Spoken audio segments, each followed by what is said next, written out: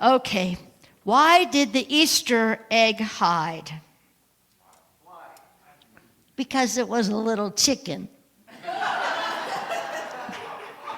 What kind of event, what kind of music do Easter bunnies listen to? Hip hop. All right, one more. Why shouldn't you tell an egg a joke? Oh, because it'd get cracked up. Okay, that's enough. I could keep going a few more. Today, we're not going to talk about Easter, meaning the event that happened long ago. We've done that through the music, through the daily word. We did that with Maundy Thursday here, Good Friday. Both of those services were absolutely amazing on our own personal road to the resurrection.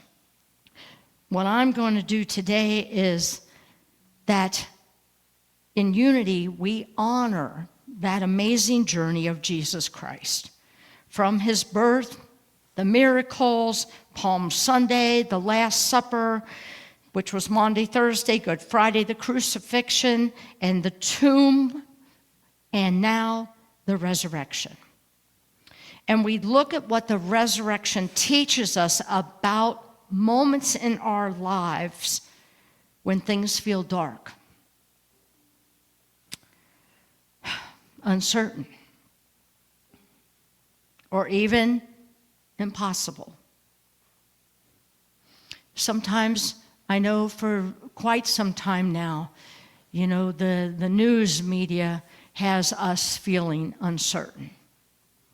But think about just areas in your own life when you have, or maybe you are feeling uncertain in your life. And those are dark moments. Easter asks one powerful question. What do we do when it feels like hope has been buried? What do we feel like when it feels like hope has been buried? You may not stay there long. In unity we know that it's okay to feel that, but we know what to do to not stay there long. But still there's moments, and for most of you, I've had my moments in the last month of being in the tomb. And so it's okay. Don't make it bad. But unity is called a practice for a reason, because we know to practice the principles that we teach. We know that the power of our thoughts really rule what's being manifested out there in our world. Thus, look at the mess we're in right now in the world. Take a look, if you can, look back there towards the camera booth. See that map on the wall? That came from Maundy Thursday service, where people were encouraged to take a Post-it note and write a blessing to parts of the world that you want to hold a prayer for. We couldn't have it, more fell off for, of course, the area of Iran and Iraq, Israel, and there were so many. But we wonder why we're in this shape, but we don't want to claim that we have spent thousands of years trying to do what our master teacher and way shower kept trying to teach us, to love ourselves so that we can love our neighbor, right? I see unity people over there. Yep. There's a story many years ago about a massive wildfire in Yellowstone National Park. Everything looked destroyed for miles of forest were blackened. Ash covered the ground. Wildlife had vanished from this area. Visitors said it looked like the moon. Months later, a park ranger noticed something was happening unexpected. Tiny green shoots were pushing up through the ash. What scientists discovered was astonishing. Some pine cones only open when, and they have experienced extreme heat. The fire that looked like destruction was actually the beginning of new life. Easter is this story. You are this story. It's the reminder that even when life looks burned down, hope is already pushing through the ashes. Yeah. And we've all had those moments of ash, haven't we? In Unity, we talk about the phoenix diving into the fire, and what happens? Did the phoenix die? No. What did it do? It rose from the fire. From the ash came new life. Easter teaches us that no matter how dark it gets, hope is never gone and faith is never wasted. Life is never finished. Resurrection is not just something we celebrate, it's something that we are invited to experience.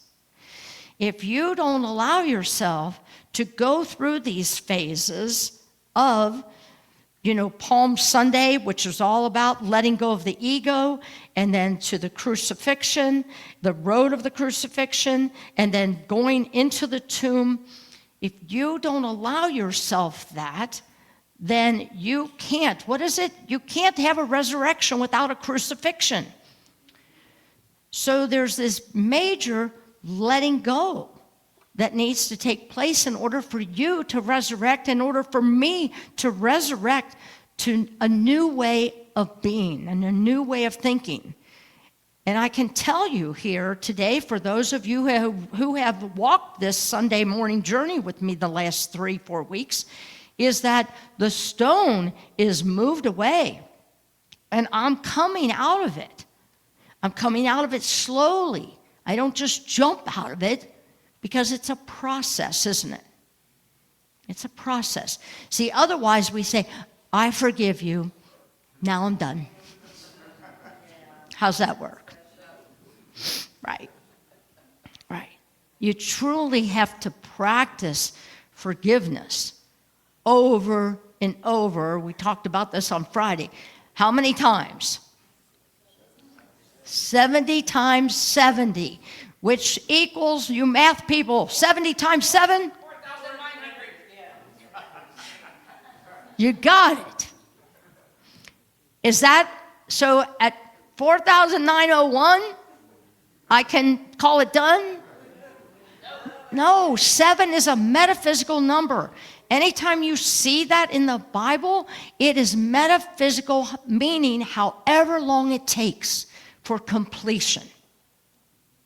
So, however long it takes.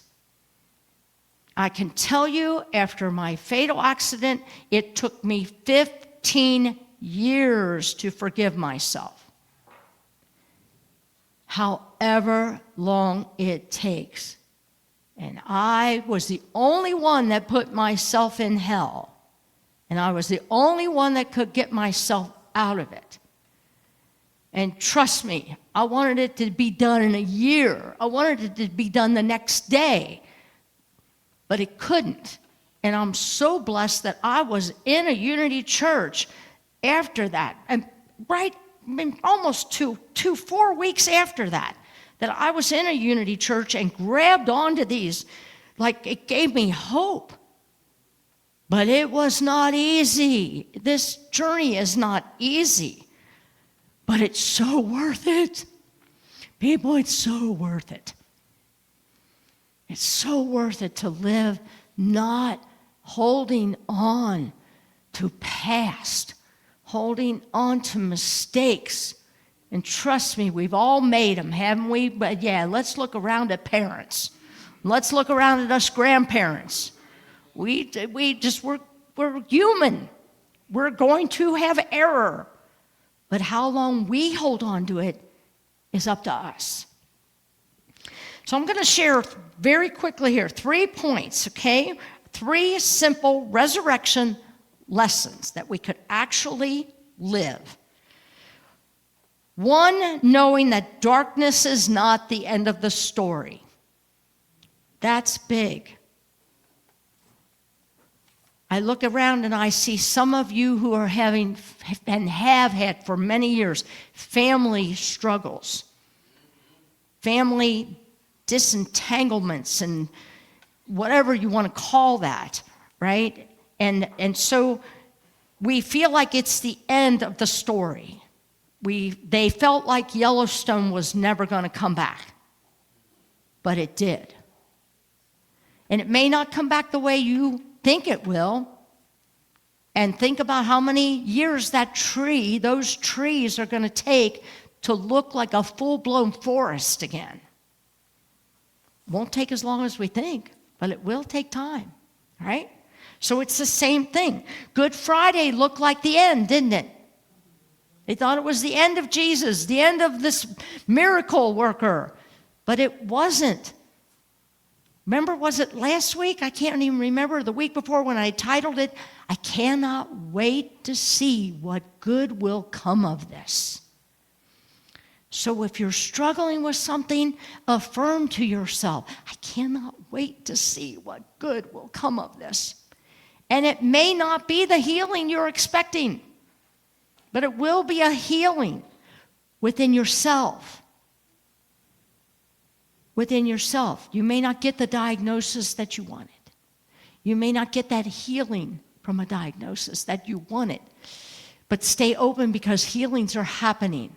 And I witness it all the time when I go to hospital visits and I go to hospice visits, and I see healing taking place in families as a result of something that we would call an end.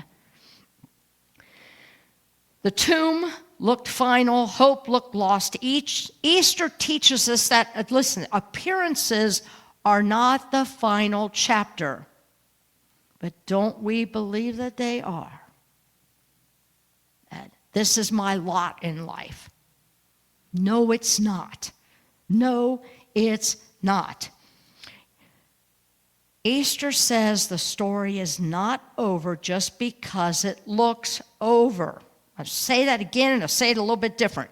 Just because it looks like it's the end doesn't mean that Spirit or Creator is finished.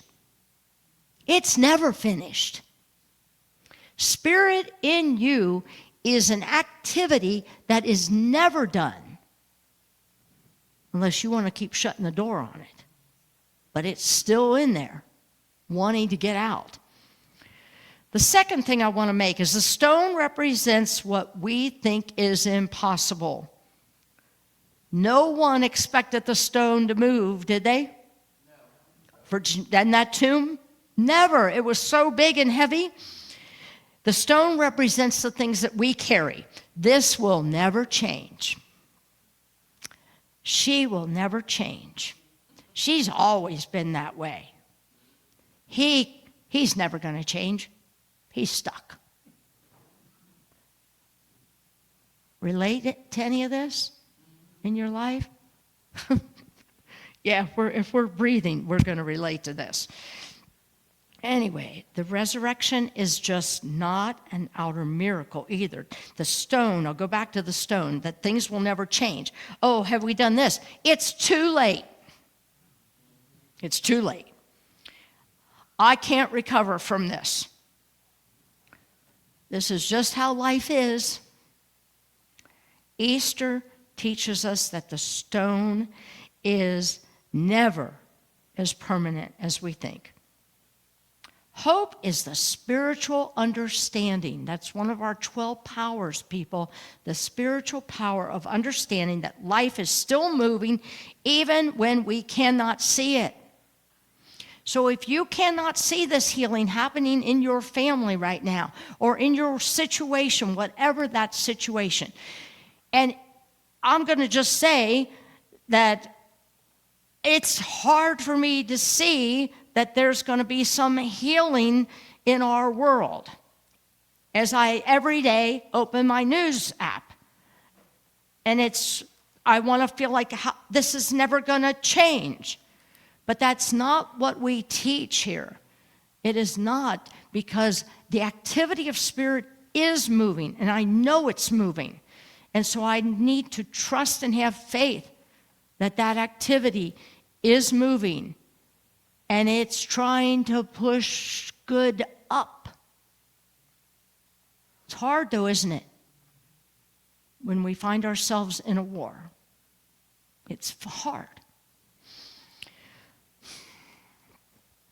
The third point I want to make is resurrection is about rising in consciousness first. I've got notes here.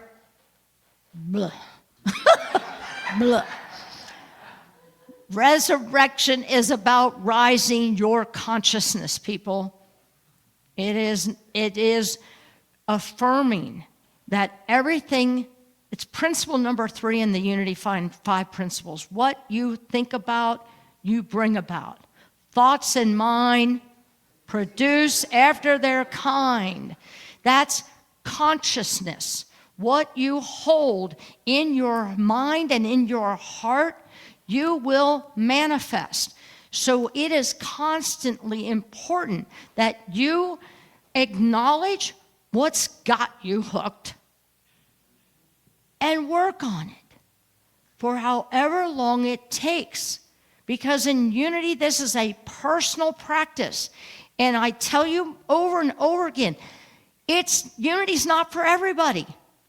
Because unity is going to say you are responsible for your life and the results that are taking place in your life. Now, don't metaphysically malpractice this, what I just said, by saying, well, then I've apparently caused my disease. No, don't you take that on. That, when Kathy finds herself in that's Kathy taking the whip on the road to the resurrection and making my own back bloody on trying to shame myself or guilt myself.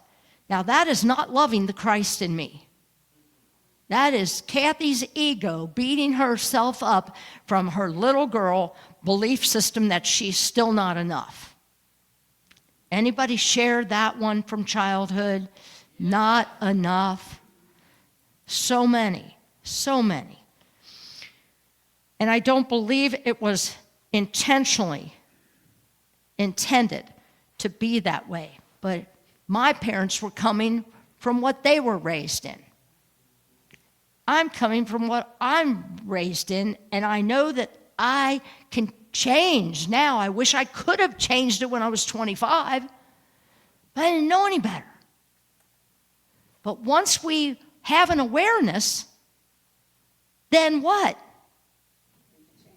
We can do something about it instead of expecting them to fix me. If they would only do it, then I'd be better. Have you had that before? They could just change, right? I could go on with this. So, the resurrection is about you and me and our world. And I encourage you to stop by that map and just send it a blessing, or some point today, turn your hands and just send the world a big blessing. I've got 2 slides here. Do not abandon yourselves to despair. Say this next line together. We are the Easter people, and hallelujah is our song. You are the Easter people. We are the Easter people. We, not just today, we're Easter people all the time when we choose to see the light and be the light. And that last one, Easter is the period of rebirth and renewal. It's a time for self-introspect and change to give yourself a new life in you. That, how is it? Christ in me is my hope of glory, right? That living Christ is the love in me, is my hope of glory. And if I don't love me, then I'm not going to have any glory. If I don't love me. So let's look at what the affirmation says today. I transcend, and I didn't even hit that word. We talk about Easter, the whole road to the crucifixion is all about transformation. But I personally decided that I think Easter is about transcending. Transcending means going above and over, right? I believe today that I know I can transcend whatever it is that is coming my way. Not like that. But when I do my work, however long it takes, I can transcend the past and rise into a new life unfolding now. Let's say that together. I transcend the past and rise into the life unfolding now.